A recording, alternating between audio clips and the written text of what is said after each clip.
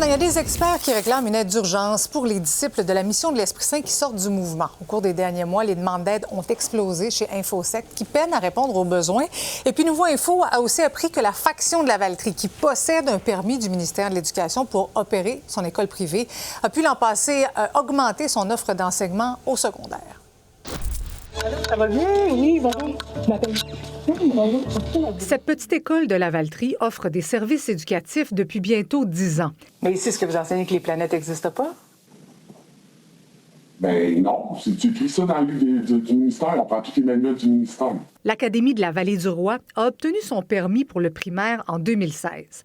Selon ces documents obtenus en vertu de la loi d'accès à l'information, le ministère est bien au courant que sa clientèle est issue des membres de la mission de l'Esprit Saint. Ça pouvait sembler une bonne idée initialement parce que ça pouvait nous donner l'impression que le ministère de l'Éducation pouvait mieux contrôler le cursus scolaire de ces étudiants-là. Mais quand on pense à ces élèves-là, mais quand on pense que les professeurs sont aussi des membres du groupe, la socialisation religieuse, elle fait partie de leur quotidien. L'établissement s'est conformé à travers les années pour garder son permis malgré une grande rotation du personnel enseignant.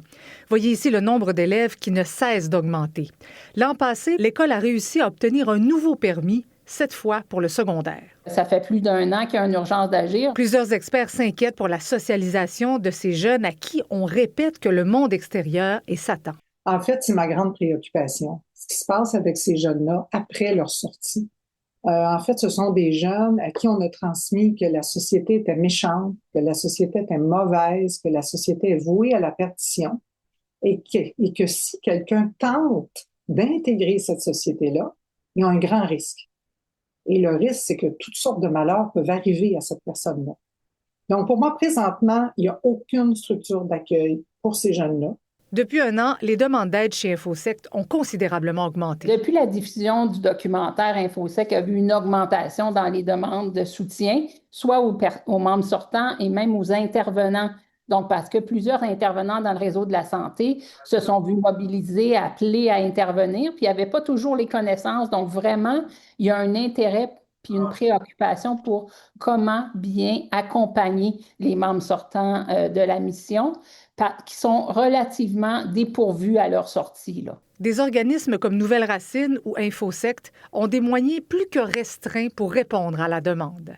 Je trouve ça excessivement désolant que ce soit que notre petit organisme dans lequel on a 3 employés qui arrive à soutenir ces personnes-là.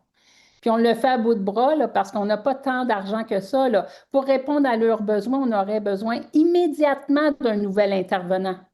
On aurait besoin de plus de fonds pour avoir un appartement. InfoSect déplore le fait de ne pas avoir été contacté par aucune instance du gouvernement, qui a pourtant annoncé le déclenchement d'une enquête jeudi dernier. Le gouvernement a abandonné ces enfants-là